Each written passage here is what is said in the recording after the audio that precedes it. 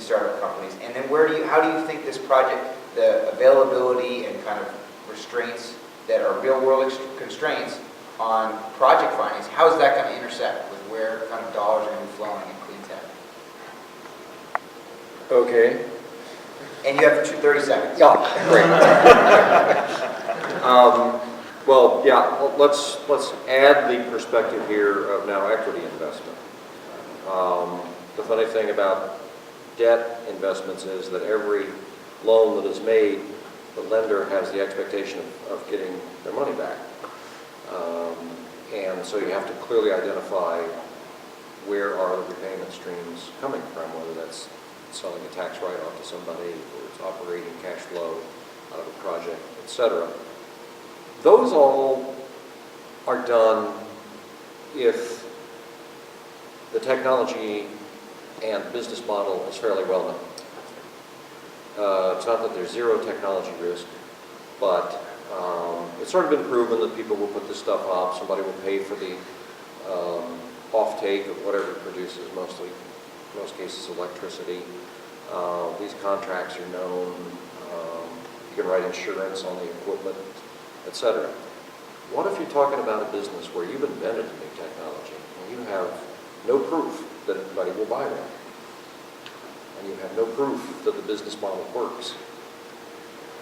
That's where the equity investment comes in. Now, every investor, whether equity or debt, expects to get their money back and more.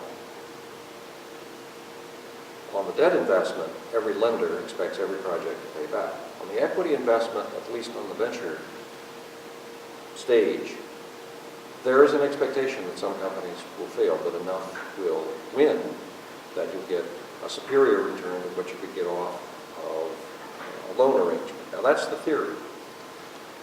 I'm not real sure if you go back and look at a lot of these funds whether or not that worked out or not. The interesting thing is there was just a meeting of the National Venture Capital Association in Boston. And 2 years ago, if you went to that, there would probably have been 1,000, 1,500 venture funds represented there, and the place was packed. This year you went back, there were 300. And they're all wanting to do later stage deals, less risk, and they're all wanting to put more money into each company, which means you have to have a mature enough company in order to efficiently absorb that amount. So there has been a big change in the venture capital world. And where it used to be, you could get a very good business plan funded. Now things are more in the stage of you're not going to get funding unless you have customers, you've probably proven out the business model, and the technology is perceived as not being a big risk, that it's been well demonstrated. So venture capital has because of experience, gotten a bit more risk averse. In terms of where venture money is going in equity funds in general, it's a herd phenomenon. And I don't know that I could make it sound rational, but years ago, year 2000 and before, the hot things were putting money into, of all things, fuel cell companies. Now that's out of favor. What's been in favor recently has been the solar companies. You determine this by looking somewhat at where there are initial public offerings. That's the exit for the venture capital guys. So if they can see an exit door, they like to put money in. So there were a lot of solar IPOs that attracted more money into the solar side. Now the bloom is off that a bit right now.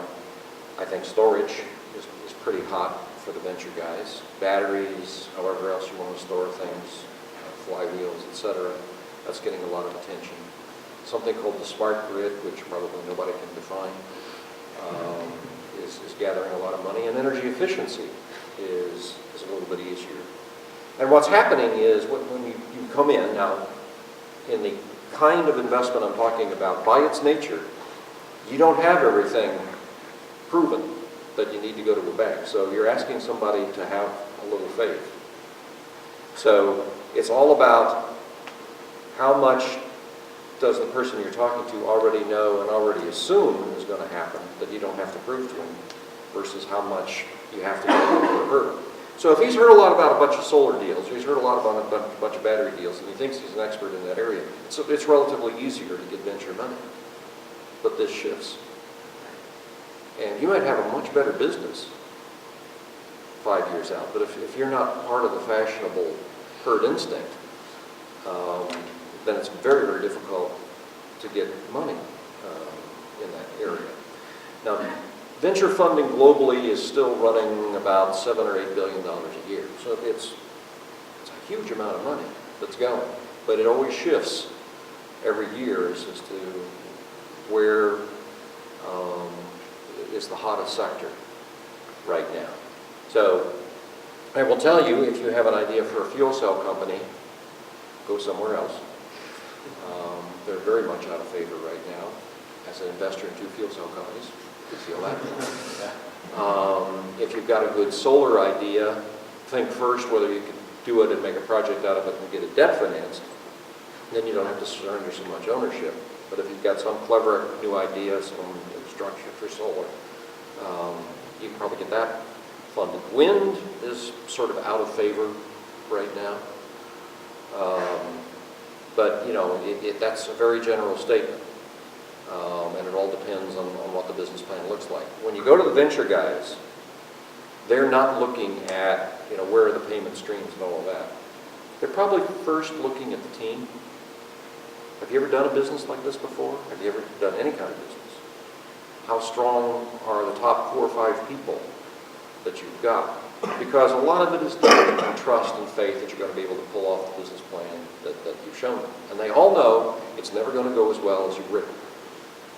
But they want to look you in the eye and say, when you get in trouble and when you have to dig down into your gut and figure out a way out of this, are you going to be able to do it or are you going to crumble? So they're looking for the guys that have some fortitude and some experience getting through all of this. That's probably more important than the technology, and it may be more important than the business plan itself, the business model that you're using. So you could have an out-of-favor technology and a terrific team and still get funded. And you can, by the reverse, have a great business plan and a super technology and an inexperienced team and not be able to raise a dime. So it's much more ambiguous. There are no real rules on this. There's no guidelines that strictly apply. You just have to try to get through this process of building trust. Now, the other thing that venture guys like to see is who's gotten obscenely rich investing in this sector. And it's difficult right now to name anybody in clean tech in total that's gotten obscenely rich. So, you know, you can think of Bill Gates, and you can think of Steve Jobs, and you can think of Mark Andreessen, and you can think of a whole lot of people in other sectors where you can say, yeah, there's an example. That draws a lot of money in because there's an example of good exit people getting famous that won't. Unless you know of somebody that I don't. I can't put anybody up there, their picture on the wall and say, you know, it's possible because this guy did it. The closest has been a company called First Solar, which managed to roll together a whole bunch of solar companies, and right now they've got the strongest balance sheet of all the clean tech companies in the world, billions of dollars in revenue, and they're off and rolling. But I'll tell you, a few projects go upside down on them, and their goose is cooked too. They're not completely out of the woods. So maybe there are a few that are approaching it, but I can't think of any right now that give a great example. Now, Mark, you follow these companies that are publicly traded. You know, let me just draw you into the conversation. Do you see any clearly hot sectors right now, or do you see any, you know, poster children of somebody that's gotten fabulously wealthy in any sector? Well, individuals, I mean, there's clearly been some entrepreneurs who've done extremely well in the business. You know, there's the Suzlon, which is owned by an Indian family who's built a very large business in the turbo business. There's probably some individuals in China who've been able to leverage equity positions in some of the